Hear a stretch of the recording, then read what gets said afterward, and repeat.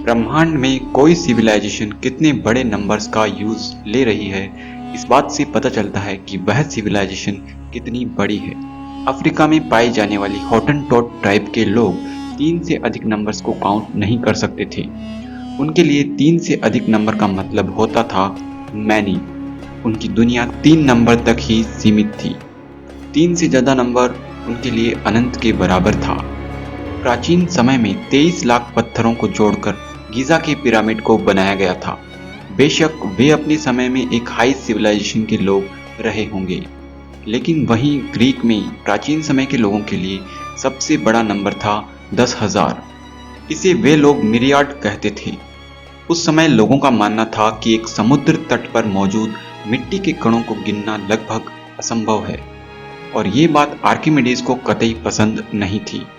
Problem ये थी कि उस समय ग्रीक लोग हाईएस्ट 10,000 नंबर का ही प्रयोग करते थे। आर्किमिडीज ने दिमाग लगाकर एक नए नंबर को इन्वेंट किया था। ये था मिरियाड मिरियाड, यानी कि 10,000 मल्टीप्लाइड बाई 10,000, यानी 10 करोड़। इसे फर्स्ट ऑर्डर नंबर कहा गया, और आर्किमिडीज ने इससे भी बड़ा नंबर बनाया जो था 100 मिलियन इंटू 100 मिलियन। इसे एक सेकंड ऑर्डर नंबर कहा गया। आर्किमिडीज के पास अब एक बड़ा नंबर मौजूद था। ये नंबर समुद्री तट पर मौजूद मिट्टी के कणों को कैलकुलेट करने के लिए काफी था।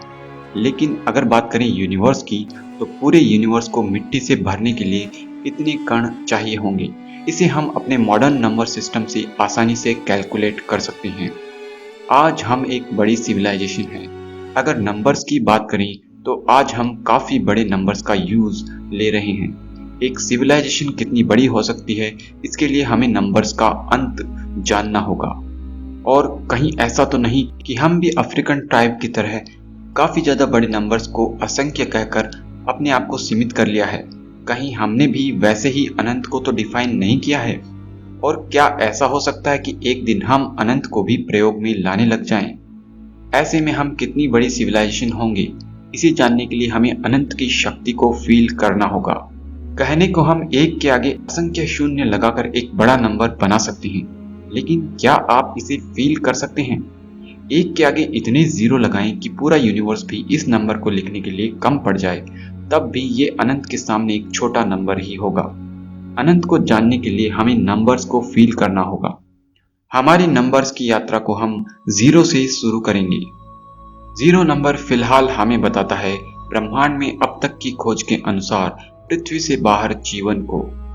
जीरो से आगे नंबर 1 बताता है ब्रह्मांड में अब तक की खोज के अनुसार एकमात्र जीवन को, यानी पृथ्वी। नंबर्स की यात्रा में एक लंबी छलांग लगाने पर हम पहुंच जाते हैं 1 करोड़ पर। यह नंबर है सभी इंसानों द्वारा मिलकर बनाई गई एक बड़ी किताब, यानी विकिपीडिया। इस पर करीब 1 करोड़ 90 लाख आर्टिकल्स मौजूद हैं। इसके आगे एक बड़ा नंबर प्रकृति ने हमें दिया है, एक इंसान का नॉन स्टॉप धड़कने वाला दिल, जो पूरे साल में करीब 4 करोड़ 20 लाख बार धड़कता है। दुनिया की सबसे बड़ी library, the library of Congress में मौजूद किताबें हैं करीब 17 करोड़। दुनिया की सड़कों पर घूमने वाली कार और व्हीकल्स की संख्या 1 अरब 20 करोड़ है। तेजी से बढ़ने वाली वर्ल्ड पॉपुलेशन 7 अरब 70 करोड़ है। अब तक के डेटा के अनुसार इंस्टाग्राम पर मौजूद सारी फोटोज 50 अरब है, और ट्विटर पर मौजूद सभी ट्वीट्स की संख्या 2 खरब है। हमारी आकाशगंगा मंदाकिनी में मौजूद तारे 4 खरब है।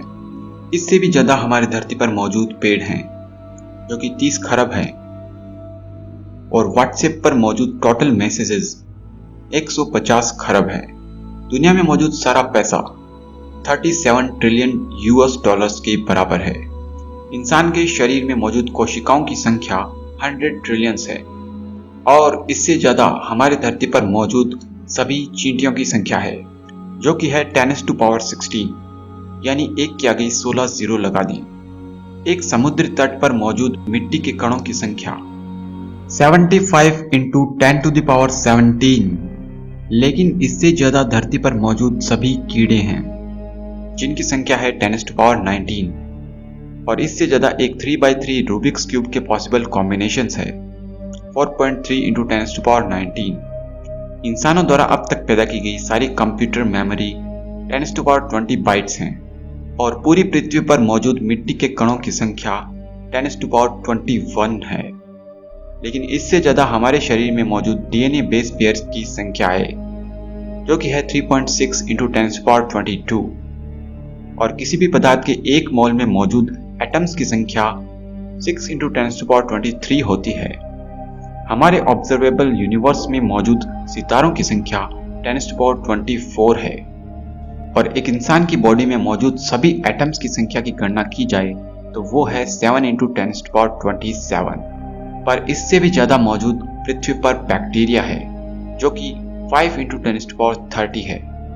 और इंटरनेट की दुनिया में कितने ज्यादा आईपी एड्रेस बनाए जा सकते हैं वो है 3.4 × 10⁻36। और इससे आगे एक 4x4 रूबिक्स क्यूब के कॉम्बिनेशंस पॉसिबल हो सकते हैं, जो कि है 7.4 × 10⁻45। और हमारी पृथ्वी पर मौजूद सभी एटम्स की संख्या 1.3 × 10⁻50 है। हमारे पूरे ब्रह्मांड का वजन 6 × 10⁻55 ग्राम है। बिग बैंग से लेकर अब तक बीता गया समय 8 × 10⁻60 प्लैंक टाइम है। लेकिन इससे भी बड़ा नंबर आता है जब हम पूरे यूनिवर्स को मिट्टी के कणों से भर दें, और वो नंबर है 10⁻63। और इससे भी ज्यादा कॉम्बिनेशन पॉसिबल्स है एक 52 कार्ड डेक के गेम में, जो कि 8.1 × 10⁻67 कॉम्बिनेशंस हैं। हमारे पूरे ऑब्जर्वेबल यूनिवर्स में मौजूद ऊर्जा 4.2 × 10⁻69 जूल्स हैं। और इस ऊर्जा से भी ज्यादा कॉम्बिनेशंस पॉसिबल है एक 5x5 रूबिक्स क्यूब में, जो कि 2.8 × 10⁻74 कॉम्बिनेशंस हैं। और इससे आगे का नंबर है हमारे ऑब्जर्वेबल यूनिवर्स में मौजूद सभी पार्टिकल्स की संख्या, जो कि 10⁻80 है। और कल्पना कीजिए अगर हमारा यूनिवर्स एक पेन ड्राइव हो, तब इसमें मौजूद मेमोरी होगी 10⁻90 बाइट्स। और इस मेमोरी से भी बड़ा नंबर है 10⁻100, जिसे 1 गूगल कहा जाता है। पर यह नंबर भी छोटा पड़ जाता है एक चेस गेम के सामने। एक चेस गेम को कितने अलग अलग तरीकों से खेला जा सकता है, वो नंबर है 10⁻120। पर वहीं एक और गेम है जिसे गो गेम्स कहा जाता है। इसे खेलने के तरीके और भी ज्यादा हैं, और ये है 10⁻365। और इससे आगे का नंबर आता है QR कोड्स का। एक 64x64 पिक्सल के QR कोड कितने जनरेट किए जा सकते हैं, वो नंबर है 10⁻1002। लेकिन रूबिक्स क्यूब इससे भी आगे है। एक 33x33 रूबिक्स क्यूब के पॉसिबल कॉम्बिनेशंस हैं 10⁻4094। लेकिन इमेजिन कीजिए कि सभी भाषाओं के एक एक अक्षर को लेकर पॉसिबल कॉम्बिनेशंस बनाए जाएं, तब इससे बनने वाली किताब के पेज होंगे 10⁻10,500। और एक 1920x1080 पिक्सल्स की पॉसिबल HD इमेजेस होंगी 10⁻1,50,00,000। और इस नंबर को भी मात देता है एक बोल्ट्जमैन ब्रेन, यानी कि यूनिवर्स में एटम्स द्वारा रैंडमली एक दूसरे से जुड़कर एक इंसान का दिमाग बन जाए। और रैंडमली ऐसा होने में लगने वाला समय होगा 10⁻10⁻69 ईयर्स। और इस नंबर से भी बड़ा नंबर हमारे पास आता है 10⁻10⁻100, जिसे 1 गूगलोप्लेक्स कहा जाता है। इस नंबर की खासियत यह है कि ये इतना बड़ा नंबर है कि इसे लिखना भी पॉसिबल नहीं है, क्योंकि इसे लिखने के लिए पूरा ब्रह्मांड भी छोटा पड़ जाएगा, और इसे लिखने में लगने वाला समय ब्रह्मांड की आयु से भी ज्यादा होगा। और अगर मल्टीवर्स थ्योरी सही है, तब इस थ्योरी के अनुसार एक मल्टीवर्स में 10⁻10⁻10⁻7 यूनिवर्स होंगे। और हमारे यूनिवर्स में मौजूद 10⁻80 पार्टिकल्स को अरेंज किया जाए तो ये पॉसिबल अरेंजमेंट्स होंगे 10⁻10⁻10⁻56।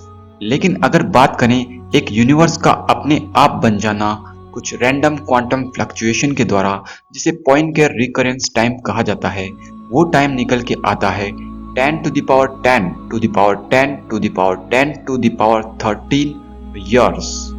और इससे बड़ा नंबर जो डिफाइन किया गया है उसे कहते हैं 1 गूगलोप्लेक्स टू द पावर गूगलोप्लेक्स। तो फ्रेंड्स, नंबर्स का तो कोई अंत नहीं, इसके आगे भी कई नंबर्स डिफाइन किए जा सकते हैं, जैसे ग्राहम्स नंबर, ट्री नंबर। लेकिन हम इसके आगे अनंत पर चलते हैं, क्योंकि अनंत भी कई प्रकार के होते हैं। इन सभी नंबर्स से परे हमारे पास स्मॉल इन्फिनिटी आता है, एक स्मॉल इन्फिनिटी में सभी नेचुरल नंबर्स आते हैं, लेकिन इन्फिनिटी से भी बड़े इन्फिनिटी होते हैं। लेकिन आप सोच रहे होंगे कि ये कैसे पॉसिबल है।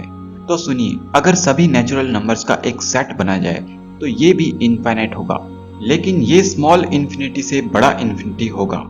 बड़े इन्फिनिटीज के इस कॉन्सेप्ट को हम एक अलग तरीके से भी समझ सकते हैं। हमारा यूनिवर्स इनफाइनाइट स्पेस में है, सो बेसिकली अगर एक लाइन ड्रॉ की जाए तो वो भी इनफाइनाइट होगी, लेकिन उस लाइन से बड़ा इन्फिनिटी होगा एक प्लेन जो 2 डायमेंशन में होगा, और उससे बड़ा इन्फिनिटी होगा एक 3 डायमेंशनल स्पेस। और 4th डायमेंशन टाइम है, और टाइम की डायमेंशन में भी ये इन्फिनिटी होगा। तो ये 1 डायमेंशन, 2 डायमेंशन और 3 डायमेंशनल इन्फिनिटी से बड़ा इन्फिनिटी होगा। अगर और भी कई डायमेंशन एग्जिस्ट करते हैं तो उनके इन्फिनिटीज को कंसिडर करें तो ये बाकी इन्फिनिटीज से बड़े इन्फिनिटी होंगे। तो हाँ, इन्फिनिटी से भी बड़े इन्फिनिटी भी होते हैं। नंबर्स की ना तो शुरुआत है ना अंत। 1 से पीछे चलें तो 1 से 0 के बीच में इन्फिनिटी नंबर्स आएंगे, और 1 से आगे चल जाएं तो भी नंबर्स का अंत नहीं आएगा। आज मैथमेटिशियंस गूगलोप्लेक्स से भी बड़े नंबर्स जैसे ग्राहम्स नंबर और ट्री नंबर को मैथ्स में यूज ले रहे हैं। लेकिन हमारे ब्रह्मांड के लाइफ टाइम में क्या आपको लगता है कि इंसान कभी उस लेवल तक पहुंच पाएगा जहां वो इन्फिनिटीज का यूज ले? इस लेवल की सिविलाइजेशन कितनी बड़ी होगी? इतने बड़े नंबर्स को कैलकुलेशन में यूज करने वाली सिविलाइजेशन काफी फास्ट होगी। उसके द्वारा हर सेकंड में यूज आने वाली ऊर्जा भी हमारी कल्पना से परे होगी। और अगर ऐसी सिविलाइजेशन एग्जिस्ट करेगी तो उसका पूरे ब्रह्मांड पर राज होगा। अगर ब्रह्मांड एक कंप्यूटर है तो हम उस सिविलाइजेशन द्वारा बनाया गया एक कंप्यूटर प्रोग्राम है, और ब्रह्मांड में मौजूद ऊर्जा उस कॉस्मिक कंप्यूटर को चलाने वाली एनर्जी होगी। जिस तरह एक अफ्रीकन हॉटनटोट ट्राइब की दुनिया 3 तक ही सीमित है, उसी तरह क्या हम भी अनंत से आगे नहीं जा पा रहे हैं? क्या एक दिन ऐसा भी आ सकता है जब हम इनफाइनाइट्स को भी यूज में ले पाएंगे? और अगर ऐसा संभव होगा तो उस दिन क्या होगा? क्या हमारा दिमाग इनफाइनाइट्स को प्रोसेस कर सकता है? इस बारे में आप क्या सोचते हैं मुझे कमेंट्स में जरूर बताएं। मैं मिलता हूं आपसे किसी अगली वीडियो में, तब तक के लिए बाय।